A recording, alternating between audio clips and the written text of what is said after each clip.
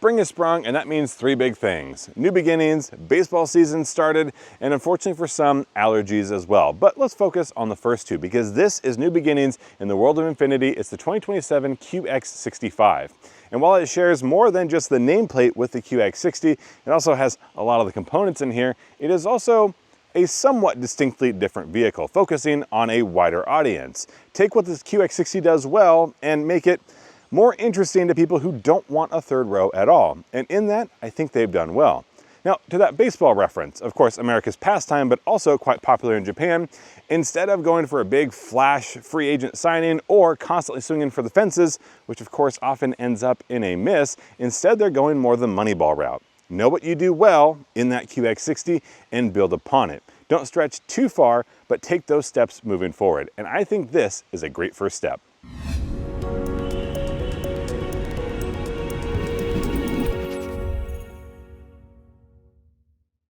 Up front, a few things might immediately come to mind, and one of those is familiarity. Again, QX60 is written all over here. The biggest differences are going to be found in the back, so bear with me.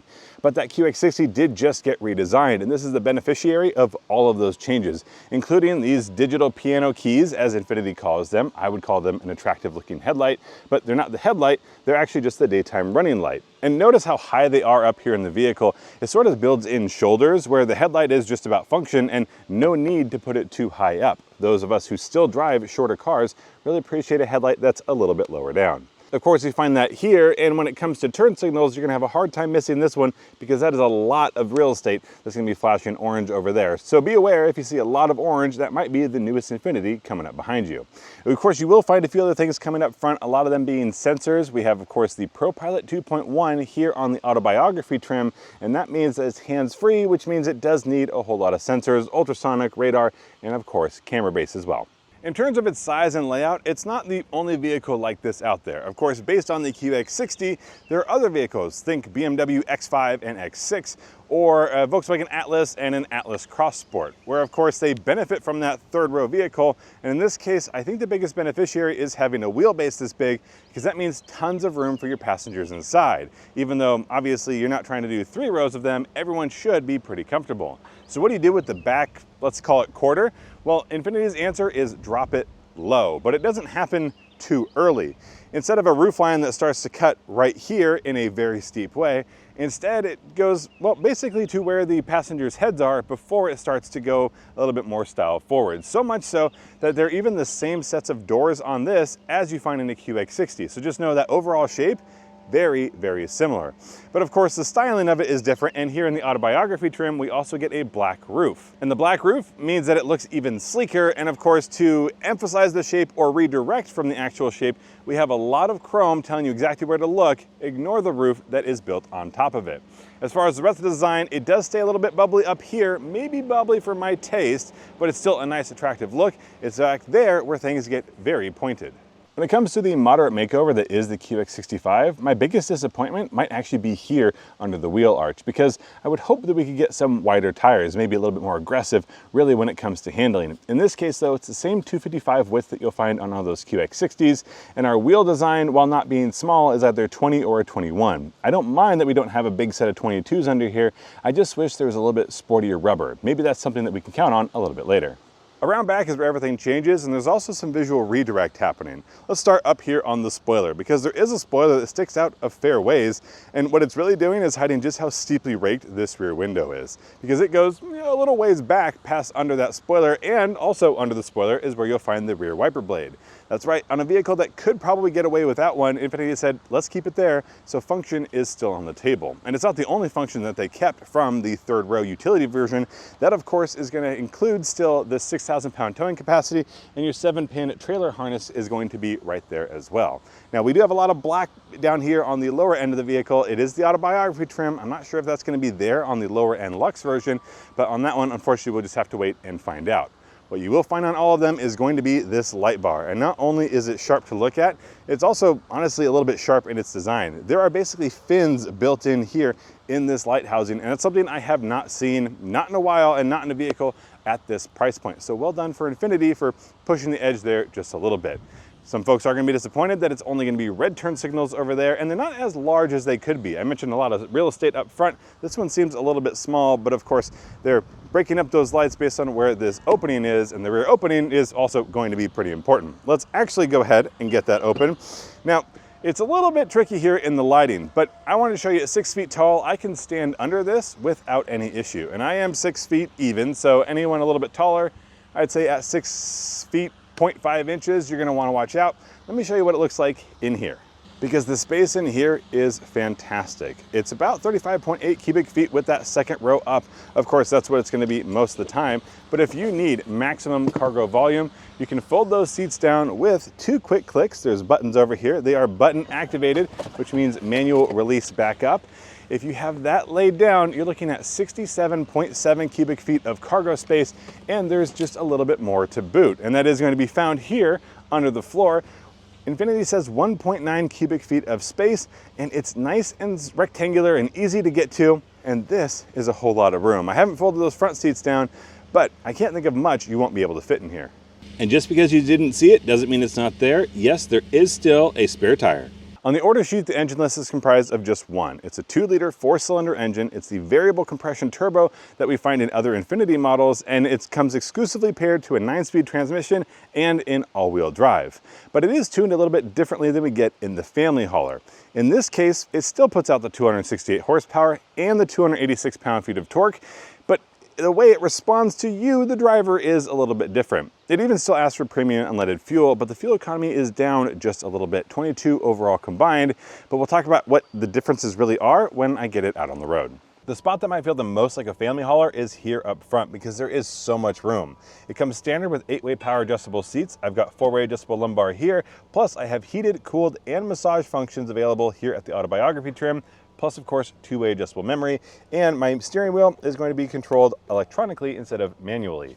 And once I'm set here in my position, nothing but room. And I sit very tall. I'm 6 feet tall, but I sit probably closer to 6'4", 6'5", and I still have about 4 or so inches of headroom with an additional sunroof. So let's see what it looks like out in the back. And for those that are worried about the effects of the steep rake of that roofline, well, sort of a mixed bag here. Admittedly, when I sit bolt upright, I am out of room. But I also don't really fit in that QX60. And remember, 6 feet tall, but very tall when it comes to the torso. So other 6 feet people are probably gonna be okay in here. And if you're not, there are a few different ways to adjust this seat. It will tilt back, and I mean back. I actually just push my bag back there, but you could take a full-on nap, and of course, at that point, I fit. But this might not be how I wanna ride normally. You can also slide things forwards or backwards, but forward isn't gonna do me much good. Back, well, that gives me lots of leg room, but the leg room doesn't help my head, although I have to say I have probably about 4.5 or so inches of leg room there as well. But let me slide over so you can see with this seat all the way back in its tracks. Let me go ahead and move that. Even with that seat all the way back, there's still plenty of room, another 3.5 inches or so. And this person is probably very comfortable as well. Though as you can see, I'm still out of headroom. But like I said, not a bad place to be. Fold down armrest with 2 additional cup holders and a little pocket here. Could fit a cell phone without too much issue.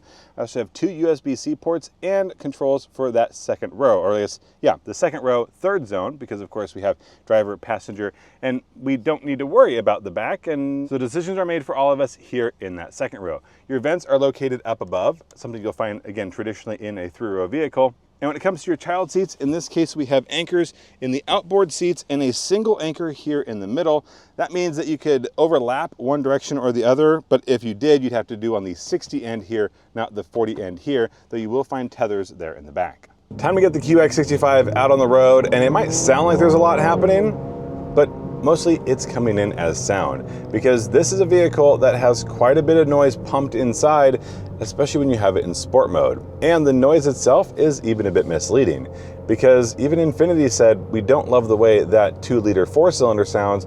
They said it'd be better if it was a V6, which is exactly the soundtrack we're getting here, more tuned like a V6 than what's actually under the hood. And even with that inflated characteristic, it's still gonna be a slightly underwhelming experience because my 0 to 60 time came in at about 8.1 seconds. Now, for me, that is plenty, but I know there are a lot of vehicles out there that have the sport moniker or sport appearance that can do a whole lot faster. They generally are gonna be a bit more expensive, and I still think 8.1 is satisfactory. But if INFINITI thinks that a V6 sounds better, I wonder if there's thoughts about putting one actually under the hood. Although I think there are, and we'll come back to that. So 0 to 60 out of the way, 60 to 0, that came in at 118 feet, and that is much more in the, hey, good marks for INFINITI, where the other one may have been a little bit middling. And I also have to say that the way you drive this is going to be different than the QX60. Yes, same powertrain, and honestly, very much the same vehicle in terms of its dimensions and even body panels, and well, again, there's a whole lot there, so I'll leave that be. But the drive experience is different because of the tuning. Tuning mostly, when they said the powertrain, means coming from the throttle. It's much more responsive. And I have to say, in the auto, or basically standard mode, that responsiveness might even be a little bit too much for me. I wouldn't mind if it kicked up harder when I went to sport, but auto is where I would probably ride all the time, especially when it comes to this noise, because I cannot turn it off. But I think what they could do is rebrand the eco mode as the luxury mode. Now, eco means you're going to get better fuel economy. That's something that people would obviously gravitate towards, at least sometimes gravitate towards, but it really smooths the whole powertrain out and also ends up being quieter because it does turn down that noise a pretty fair margin. So even though I do care about fuel efficiency, I don't generally drive in eco mode. This might be one that I do more often than not. Let's talk about how it handles in the corners. Not these ones at 30 so miles an hour, but more about when you start to push it, because this actually does feel pretty good in the corners. They've essentially dialed up the suspension tuning. It feels stiffer than what you get in the QX60, which is of course a good thing and more to the mission of what this vehicle is trying to accomplish. But none of that feels jarring.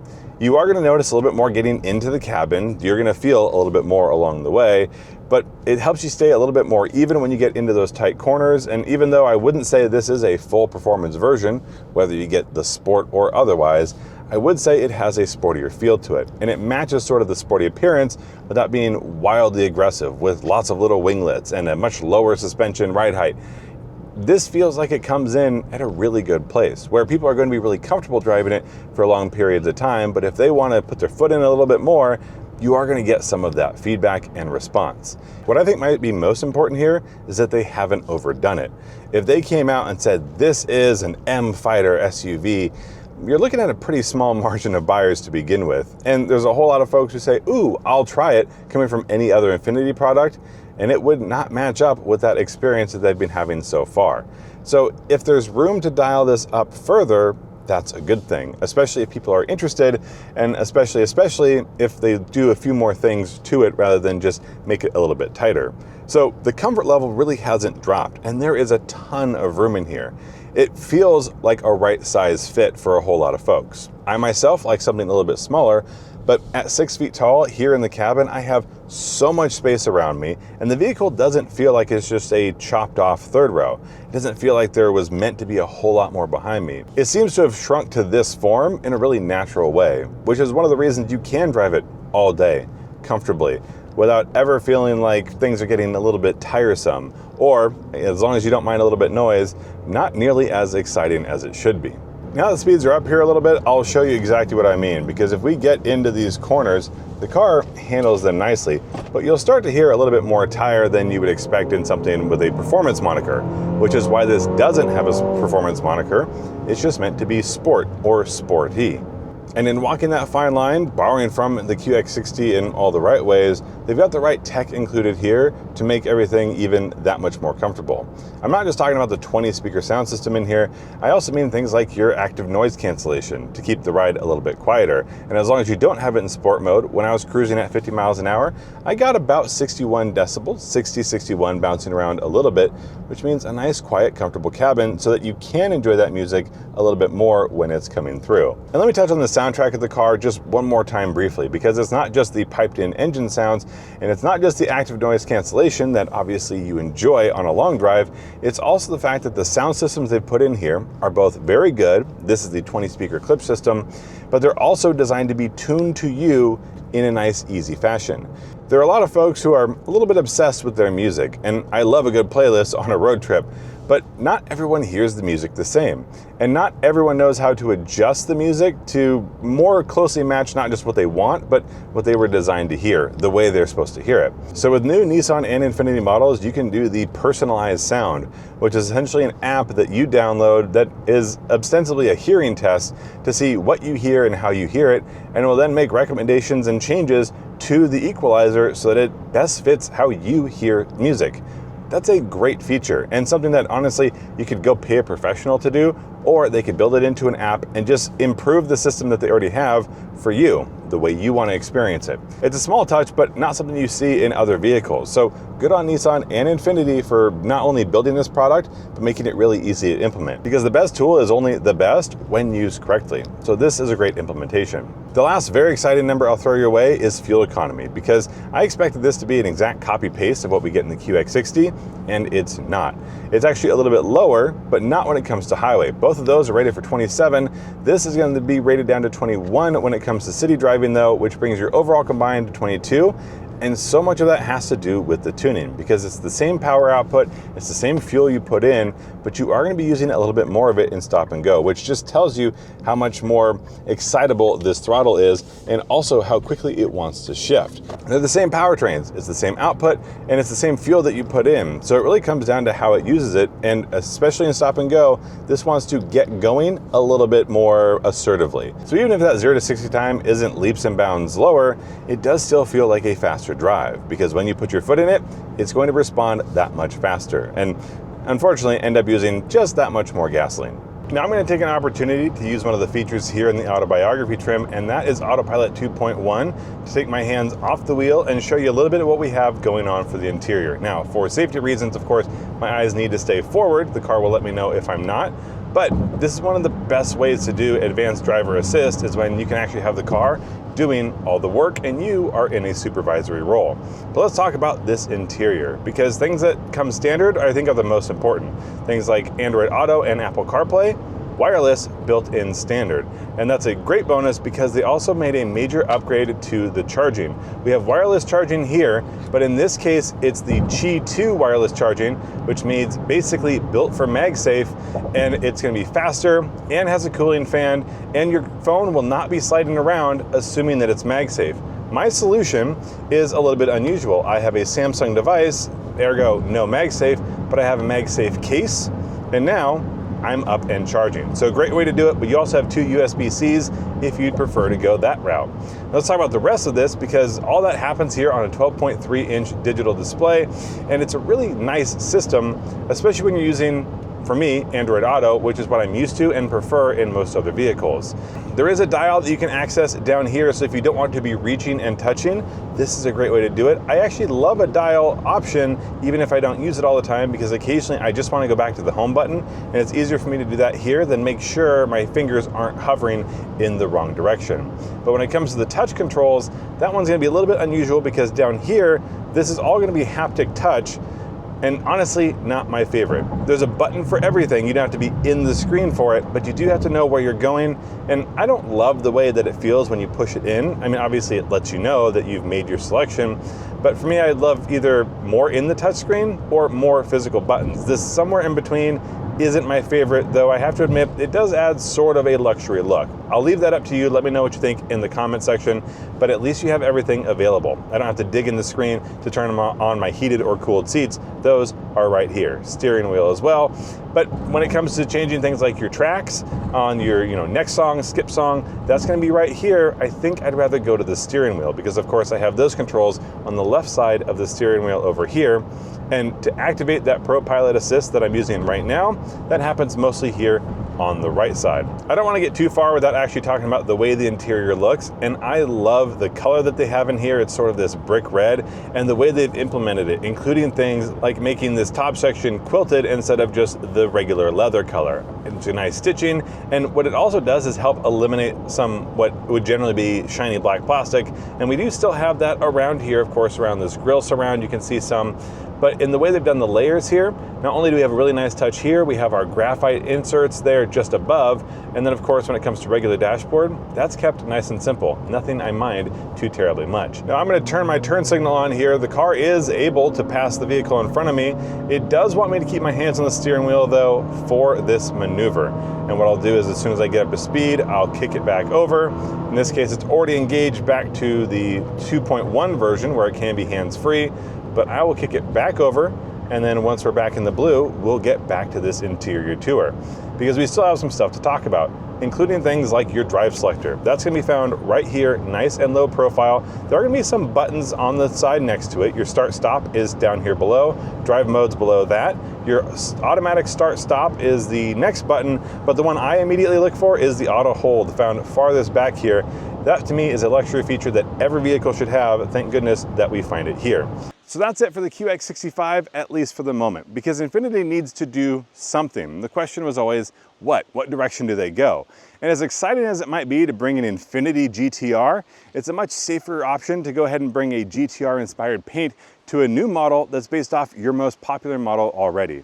It's that Moneyball method. There's no Shohei Ohtani signing. LeBron James isn't taking his talents anywhere. Instead, it's like building up from the farm team. And this is 100% the way that I would go if I was in the CEO's position. Of course, I'm not. I'm just here telling you what I think about it. But I think being simple is the right way to go. And in keeping it simple, it comes out with 3 different trims available, and those are gonna be available almost immediately, because this was shot a week ago, and a week before that is when they started building them. Though we didn't get those ones, these are still pre-production. Either way, Luxe version starts out at $55,535, and none of these are poorly equipped. They're all luxury vehicles still.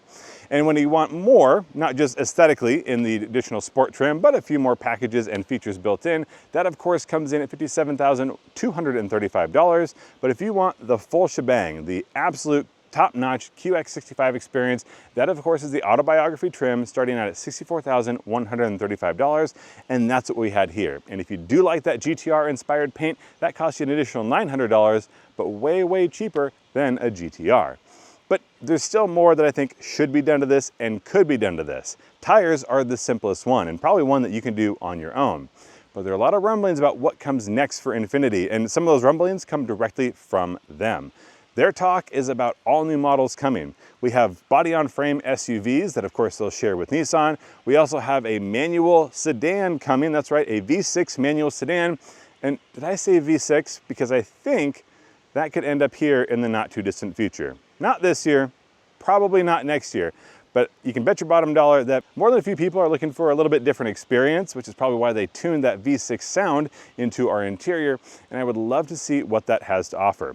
I don't dislike this engine, but I do think there's more to come, and let's start and see where things go, but be ready to build on top of that. Heck, if they're already talking about a higher performance QX80, and they are, why not do that for your sportiest new model, the QX65? If you have any other thoughts, questions, comments, and concerns, you can leave those down in the comment section. You can email us, hey@autobuyersguide.com, and maybe get your question answered on our podcast, the Auto Buyer's Guide podcast.